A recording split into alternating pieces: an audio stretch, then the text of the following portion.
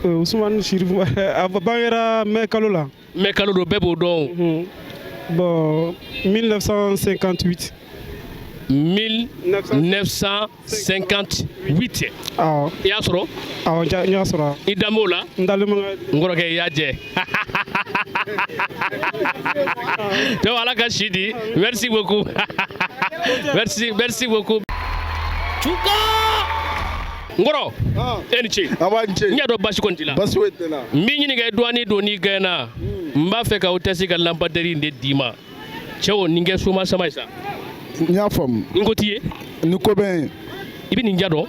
N m'a ja dɔn kojugu. N'a y'i ja nin mɔgɔ foyi tɛ se kuranko ma. A don tile la tile b'a charger. Walima i k'a don kuran na kuran b'i ka so.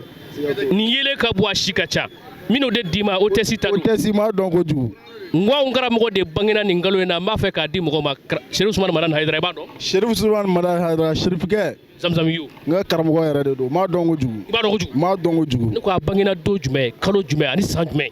Haidara bangena le 12 mai 1955 à Tamani. Le 12 mai 1955 à Tamani. Le 12 mai 1955 à Tamani. Tamani ye karamɔgɔ yɔrɔ jumɛn ye? O ye karamɔgɔ bangidugu de o.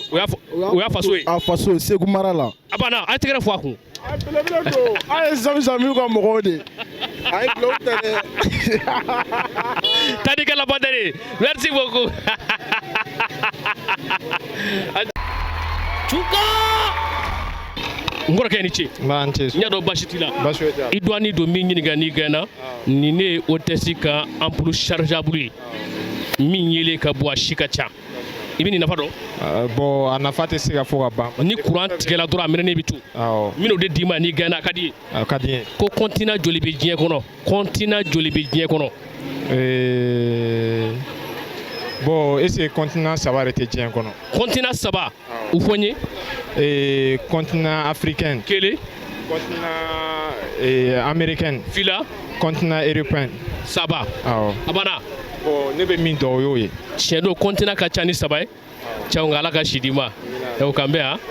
Continent min bɛ yen o ka ca ni saba ye i y'a mɛn. Cɛw ka mun fɔ. Merci beaucoup nin diyara n ye kojugu. Merci. Chuka! Ngoro. E ni ce. Awa n ce. Basi t'i la. Basi foyi tɛ la. N b'a fɛ ka hôtesse ka ampoule de d'i ma. Chargeable don. Nin ka ɲi kojugu. N bɛna d'i ma i bɛ taa n'a ye. O ka di ye. O ka di n ye. E labɛn bɛ. Awɔ n labɛn. I bɛ cɛ 5 tɔgɔ fɔ n ye min bɛ daminɛ A la i b'a teliya. Ablaye. Kelen. Ba a. E ka taa kɛrɛfɛ. Ah. Chuka! Ngoro. E ni ce. Awa n ce. Basi t'i la. Basi foyi tɛ. N b'i ɲininka n'i gagné n b'a fɛ ka hôtesse ka ampoule chargeable de d'i ma i ka taa n'a ye. Min yelen ka bon wa si ka ca. Ni courant tigɛla a minɛnen bɛ to yen.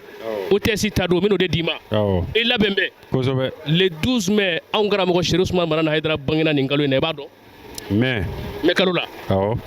Karamɔgɔ jumɛn don. Haidara. Nka i kɔni b'a dɔn k'a bangena nin kalo in kɔni na. A balola nin kalo in de la. San jumɛn don jumɛn ani kalo jumɛn. 54. 1954. 54. Dɔnni i jɛ. Ngoro dɔnni i jɛ koyi. Ala ka si d'i ma. I tɛ nisɔndiya. Nisɔndiya kɛ. A banna na n ye nisɔndiya a tuma taa ni nin ye. Ok. O diyali ye. O diyara n ye. Merci beaucoup. Chuka! Ngorokɛ. E ni ce. An b'an ce. Basi t'i la. Basi foyi tɛ. N bɛ nin ɲininka de o n'i gagné nin ne ye hôtesse ka ampoule chargeable ye nin yelen ka bɔ a si ka ca n bɛna nin de d'i ma i ɲɛ b'a n'a pano na e ye nin ɲɔgɔnna ye fɔlɔ. Non. Ah? Ouais, non. O tuma muso 5 tɔgɔ di yan min bɛ daminɛ A la i b'a teliya. Asa. Asan kelen. Asa.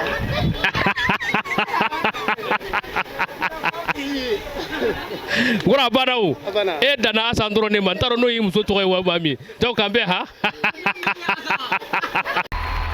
Chuka! Ngorokɛ i ni sugu. An b'an su. N y'a dɔn basi kɔni t'e la. Alhamdulillah. N b'i ɲininka i douane don n b'a fɛ ka yelen de don i ka butiki kɔnɔ yan. O bɛ diya n ye. N'i ye hôtesse ka ampoule in sɔrɔ k'a don i ka butiki kɔnɔ yelen ko de ba de filɛ i bolo nin. N'Ala sɔnna. Wa nin ye chargeable de dɛ ni courant tigɛla i ka butiki bɛ to yelen na o ka di ye. O ka di n ye. Kosɛbɛ. O ka di n ye yɛrɛ. Nin mɛn kalo min n'an filɛ la belebele dɔ bangera nin kalo in na Cherif Ousmane Madani Haidara i b'a dɔn kɔni. N b'a dɔn. Haidara jumɛn. Bamadan den. A banna i b'a dɔn kosɛbɛ ne ko a bangena don jumɛn kalo jumɛn ani san jumɛn. Le 12 mai 1955. ja i b'a dɔn kabi ko ba ma da n den ne kun kan ka sɔmi o non i b'a dɔn i y'a sɔrɔ koyi n y'a sɔrɔ mais i y'a sɔrɔ cogo di n yɛrɛ pasera ka ekɔliso la e ye kalanden ziwaza la ye ne ye ziwaza ekɔliden ye ne m'o dɔn sinon ne kun tɛ ɲininka mais gagné i k'an bolo chargeable minɛ o tɛ si ta don cɛw ta ni nin ye merci beaucoup ala ka sugu ja merci beaucoup merci Chuka i ɲɛsi cɛ ma e ni ce n b'a jɛ i ka kɛnɛ basi t'i la n k'i dɔɔni don kana siran han n b'a fɛ ka hôtesse k'an bolo chargeable de n bɛna nin de d'i ma nin yelen ka bon wa si ka ca hali ni courant tigɛla minɛnen bɛ to yɔrɔ i b'a ɲɛdɔn a tuma a banna n bɛn'o de d'i ma i bɛ cɛ 5 tɔgɔ fɔ n ye min bɛ daminɛ a la bisimila cɛ 5 tɔgɔ min bɛ daminɛ a la kɔni ka cɛ 5 tɔgɔ fɔ cɛ 5 min tɔgɔ bɛ daminɛ a la kɔni ala Madu t'a la dɛ ko min bɛ daminɛ a la e ko Madu bɛ daminɛ ni M de ye o cɛ 5 bɛ se ka kɛ ni a t'a la wa ɲininkali jumɛn ka di e ye ɲininkali e b'a fɛ n ka ɲininkali jumɛn tɛngu i la ɲininkali foyi tɛ se ka tɛngu ne la n k'a kɛ diinɛ ɲininkali ka di yan i bɛ se ka kuliya wal kafiruna fɔ k'a dafa kuliya wal kafirun fo k'a fori i bɛ se n bɛ se bisimila kulu wala ayi kuliya alkafirin labudu mantabu wala antumo abidina mabudu wala ana abidu ma bantu wala antum abidu lakum dinuk waliyadi segin kan i k'a fɔ dɔɔni dɔɔni a bɛna fɔ e ye nin fɔ par hasard de parce que i bɛ ka yɛrɛyɛrɛ o segin kan i k'a fɔ ka ɲɛ lamɛnbaaw k'a faamu e m'a fɔ kuliya a fɔ kafirina labudu mantabudu wala antumo abidina mabudu wala ana abidi ma bantu wala antumo abidina mabudu lakum dinuk waliyadi a banna i ka ɲi na i k'an bolo minɛ taa n'a ye merci beaucoup merci Chuka n kɔrɔkɛ cɛ i ni ce n b'a ce i ni duwajɔ dɔɔni n y'a dɔn basi kɔni t'i la basi foyi tɛ i duwani don n b'i ɲininka n'i gɛnna nin de ye hôtesse ka lampadaire kurabɔlen ye nin ko bɛ maliyɛn bɛɛ ye n'a y'i ja a bila tile kɔrɔ a ka charger ni courant b'i ka so fana a don courant na yelen ka bon wa si ka ca i m'a kɔmani o y'a kɔmani a ka ɲi trop a ka ɲi trop n bɛn'o de d'i ma jamana 5 diɲɛ kɔnɔ min bɛ daminɛ a la i b'a sɔrɔ bisimila jamana 5 diɲɛ kɔnɔ min bɛ daminɛ a la bisimila Allemagne kelen Italie t'a la